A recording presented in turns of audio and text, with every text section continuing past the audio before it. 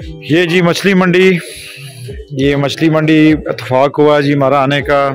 बड़ा ज़बरदस्त एक्सपीरियंस है।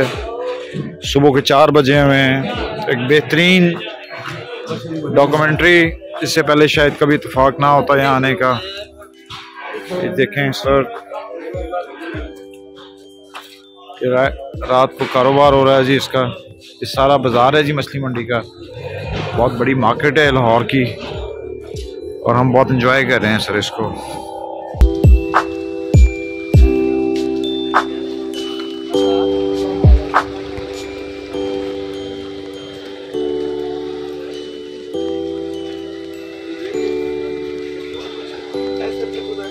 अच्छा सारे सीजन हो रहा है, कਦੋਂ तक ਹੈਗਾ ਤੁਹਾਡਾ ਮਛਲੀ ਦਾ? ਬਸ ਕਹਿੰਦੇ ਲੱਗੇ ਐਂਡ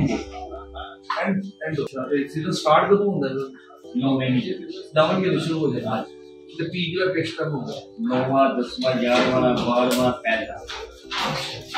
ਸਰ ਜਦੋਂ ਪੀਕ ਤੇ ਹੁੰਦਾ ਤੇ ਮਾਲ ਕੋਈ ਜ਼ਿਆਦਾ ਫਿਰ ਆਉਂਦਾ ਹੈ ਜਾਂ ਬਸ ਅਰੇ ਮੇਰੇ 200 ਗੱਡੀ ਤੇ ਇਸ ਤਰ੍ਹਾਂ ਤੁਹਾਡੇ ਬਾਹਰ ਵੀ ਪੂਰੇ ਪਾਕਿਸਤਾਨ ਵਿੱਚ ਜਾਂਦੇ ਨੇ ਜਾਂ ਪੂਰੇ ਪੰਜਾਬ ਵਿੱਚ ਭੇਜਦੇ? ਪੂਰੇ ਪਾਕਿਸਤਾਨ ਇੱਥੇ ਨਹੀਂ ਪੂਰੀ ਹੁੰਦੀ, ਲਾਹੌਰ 'ਚ ਹੀ। ਹਾਂਜੀ, ਮੱਛੀ ਚੱਲਣ ਵਾਲੇ ਇਹ ਸਾਰੀਆਂ ਮੱਛੀਆਂ ਨੇ ਤਲਵੇ ਲੈ ਕੇ ਜਾਂਦੇ। ਤੇ ਇੱਥੇ ਤੁਹਾਡੇ ਕੋਲ ਜਦੋਂ ਮਾਲ ਲੈ ਕੇ ਜਾਂਦੇ ਨੇ, ਸੁਣਨ ਚ ਹੈਗਾ ਕਿ ਪਤਾ ਚੱਲ ਰਿਹਾ ਕਿ ਜਿਹੜਾ 2 ਕਿਲੋ ਵਾਲਾ ਹੁੰਦਾ ਹੈ ਉਹ ਤੁਹਾਡੇ ਕੋਲ ਤੁਸੀਂ ਤੇ 2 ਕਿਲੋ ਵਾਲਾ ਦਿੰਦੇ ਹੀ ਦਿੰਦੇ ਹੋ, ਉਹ 2.5 ਕਿਲੋ ਕਰਕੇ ਵੇਚਦੇ ਨਹੀਂ। ਜਿਹਨੇ ਤੱਕ ਹੋਗਾ ਉਹਨਾਂ ਦਾ ਚੀਜ਼ ਲੱਗੇ ਤੇ ਸੀਜ਼ਨ ਸਾਰਾ ਤੁਹਾਡਾ 6 ਮਹੀਨੇ ਦਾ ਸੀਜ਼ਨ ਹੁੰਦਾ ਹੁਣ। 6 ਮਹੀਨੇ ਸਕੂਨ ਅੱਜ 6 ਮਹੀਨੇ ਵੇਚਦੀ ਆ ਇੱਥੇ ਮੰਡੀ 'ਚ ਕੋਈ ਪਤਾ ਨਹੀਂ ਹੁੰਦਾ। ਨਹੀਂ। ਅੱਛਾ ਤੇ ਮੈਨੂੰ ਇੱਕ ਗੱਲ ਦੱਸੋ, ਜਿਹੜਾ ਇਹ ਮਾਲ ਹੈ ਆਟਾ ਕਿੱਥੋਂ ਕਿੱਥੋਂ? ਇਹ ਭਾਜੀਆਂ ਦੇ ਮੁਲਤਾਨ ਅਸਲਗੜ੍ਹ ਐਰਾ ਹੈ ਮੁਜ਼ੱਫਰਗੜ੍ਹ ਮੁਲਤਾਨ ਕੋਟਲ ਦੀ ਅਸਲ ਮੱਛੀ ਉੱਥੇ ਪਾਲਦੀ।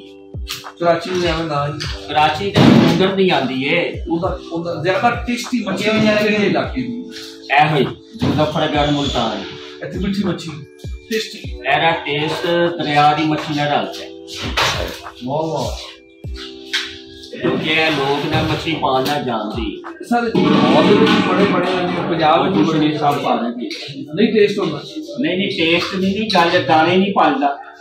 ਅੱਛਾ ਹਾਂ, ਮੱਛੀ ਨਹੀਂ ਪਾਲਦੀ। ਮਲੀ ਮੱਛੀ ਜ਼ਿਆਦਾ ਕਿੱਥੋਂ ਆਉਂਦੀ? ਉਹ ਸਿੰਧੂ ਚ।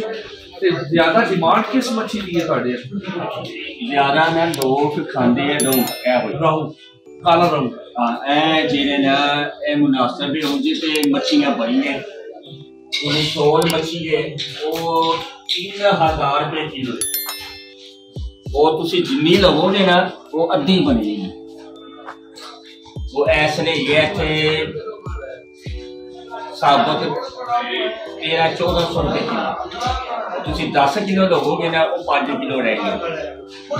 और जो संघारी है, मली है, बछवे, खट्टे है, सारे दरिया दे। ज्यादा ਤੁਹਾਡੇ ਕੋਲ ਕੋਈ ਦੁਕਾਨ ਹੈ ਤੇ ਕਾਲੇ ਰੌਂ ਦੀ ਹੁੰਦੀ? ਹਾਂਜੀ, ਕਾਲਾ ਰੌਂ ਮੁਲਤਾਨ ਤੇ ਮੁਜ਼ੱਫਰਗੜ੍ਹ ਦੀ ਜ਼ਿਆਦਾ ਮਾਲ ਇੱਥੋਂ ਆਉਂਦਾ। ਇਹ ਕਾਲਾ ਰੌਂ ਐਵੇਂ ਨਾਂ ਨੂੰ ਹੋਇਆ ਬਸ ਰੌਂ, ਬਸ ਦੁਨੀਆ ने वाद बनाया काला रौं दरिया है। नहीं जी, मैं आज इधर आया हूँ, लोहारी के पास है मछली मंडी। तो हम लोग आज नाइट पे निकले हुए थे, तो अचानक भट्टी साहब जो है वो कैमरे में है, अली साहब जो है वो गाड़ी में है, मैं जनाब आपके सामने हूँ। और मैं थोड़ा सा आउट ऑफ द वे आज मछली मंडी में आया था। भाई के साथ बात हुई है, वो कैमरे में नहीं आना चाहते, कोई मसला नहीं है।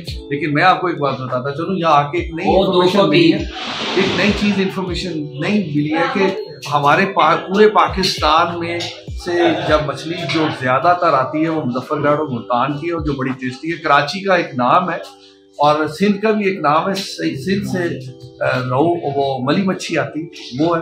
लेकिन एक मछली के बारे में इन्होंने बताया कि वो बड़ी महंगी है। वो अगर आप 10 किलो लेते हैं तो 5 किलो हो जाती है, यानी उसमें से सफाई के बाद वो इतने की होती है और बड़ी महंगी है।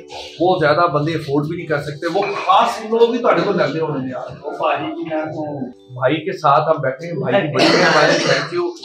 ये छोटी सी बात थी, थोड़ी सी इन्फॉर्मेशन देनी थी आपको, और बड़ा मजा आया आज आप मछली मंडी में आके। और आप